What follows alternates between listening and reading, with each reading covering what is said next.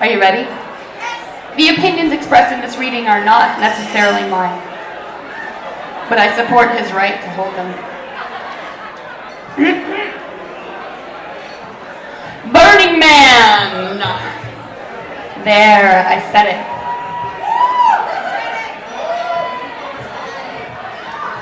We've come to the part of the book most of you have been waiting for.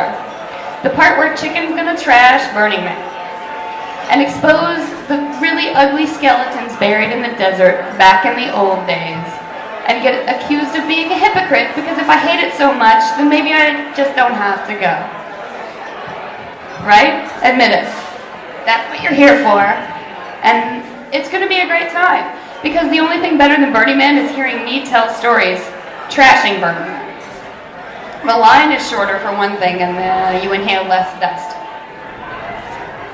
So let's do it. Here we go. But first, I want to trash DJs. Well, not DJs exactly. I know some amazing DJs. There's a radio station in my warehouse. I wouldn't have put a radio station in my warehouse if I hated DJs. But I do want to call bullshit on the idea that DJing at Burning Man is a form of participatory art. Okay? It's not. DJing is a form of participatory art is bullshit. Because come on, where's the participation? If I play a track off my computer and you can dance, is participatory art, then your high school prom was participatory art. So was the movie you saw last night, because you see, somebody put a DVD in a computer and you got to watch. Maybe you even laughed or cried. Totally participatory. You want to do it again? Sure, okay, there's a wax museum. By walking around and staring at wax statues of Angelina Jolie and Albert Einstein, you have participated. You walked, you moved your body, you looked, you turned to the person next to you and said, how much did we pay for this crap? Feel like an artist? Feel like you participated now? If DJing is a participatory art, then the term has no meaning. If the act of being exposed to art is participation, then 100 million people participated in Thriller when they bought the album, and participated in the Mona Lisa when they pushed other tourists out of the way to look at it in the Louvre. I stole my copy of Thriller from Tower Records in New York, which I guess makes me even more of a participant, right? DJing can be a gift to somebody. Building a sound camp at Burning Man can be a gift to the playa. Assuming you aren't playing the same shitty beats all the camps next to you are, because that's not a gift, that's a form of abuse. Anybody who hasn't been tortured by a DJ has never been to a rave. But the premise that DJing is a participatory art is a pernicious dumbing down of what made Burning Man so interesting in the first place. Which was the idea that it's not enough to just show up.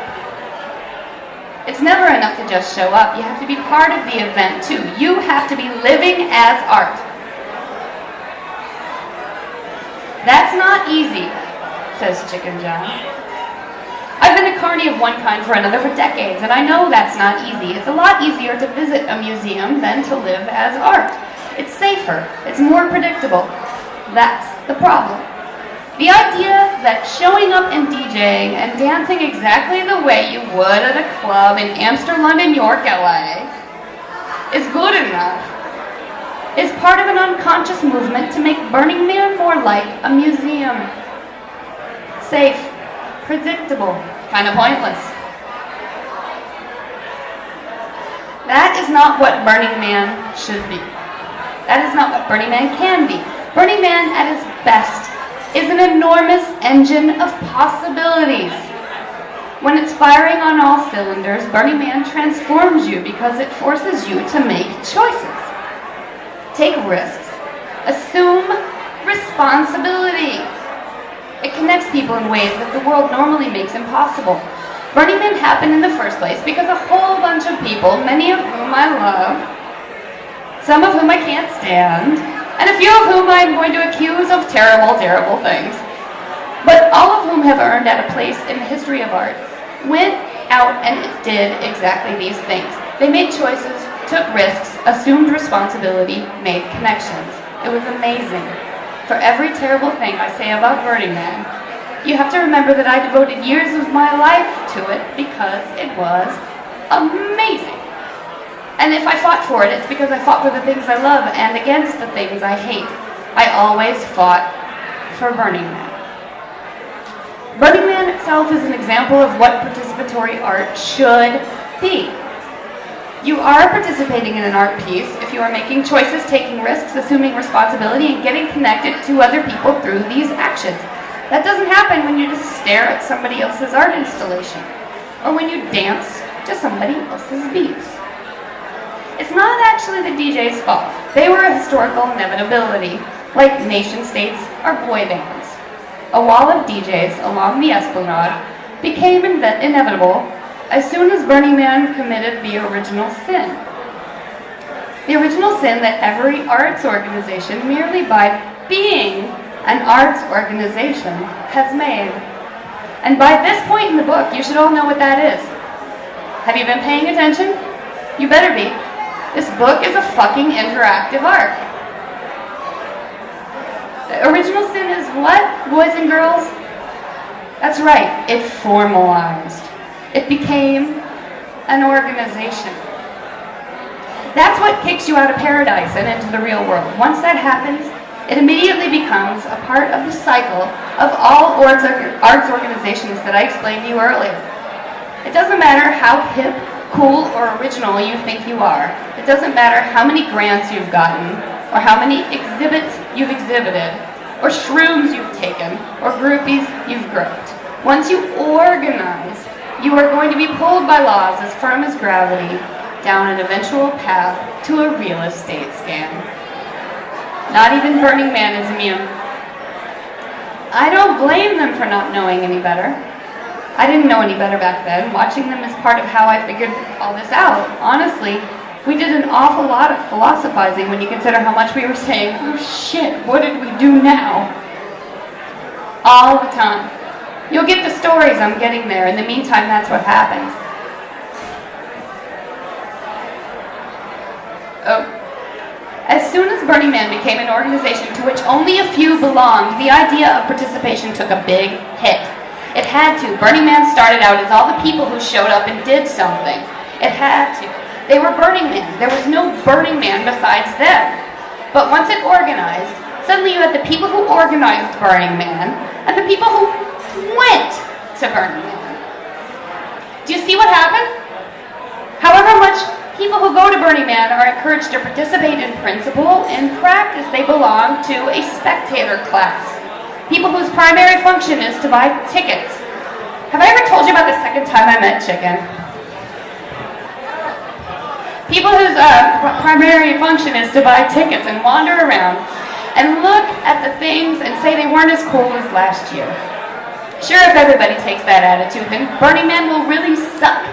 But it's easier for people who buy a ticket to somebody else's event to make the mistake of thinking that they can just sit back and watch.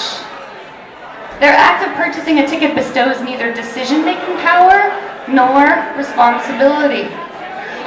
It's great if they do more. It's absolutely fantastic if they want to build a car or attach a flamethrower and drive around playing techno with all the other cars with flamethrowers attached and try to get laid as a form of participatory art.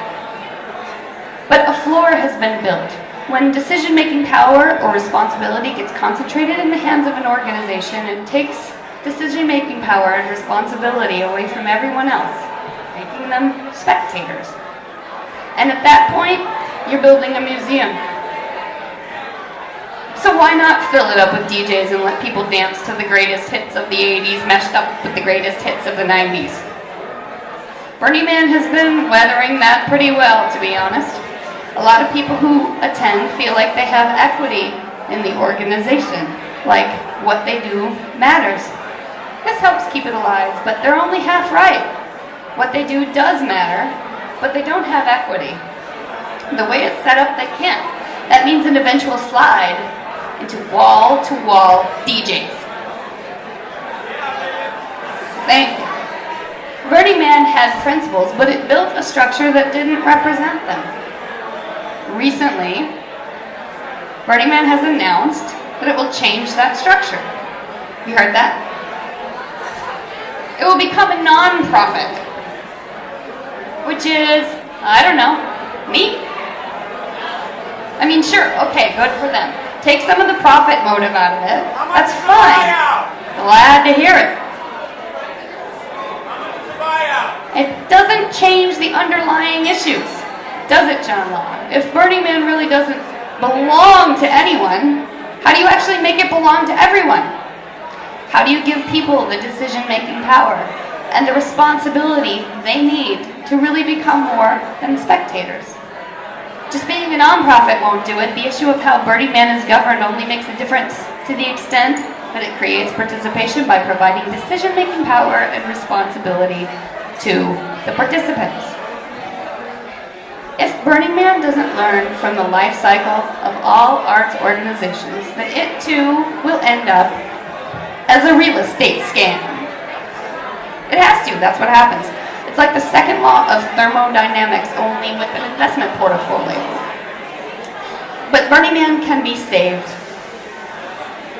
All arts organizations can be. They don't have to end in recriminations and lawsuits and DJs. There's a way out. And I get the sense that Chicken's going to tell us what that is in his next book. And I'm a big fan of this book, but I got to read for you from this next one. Are you excited to see that too? Me too.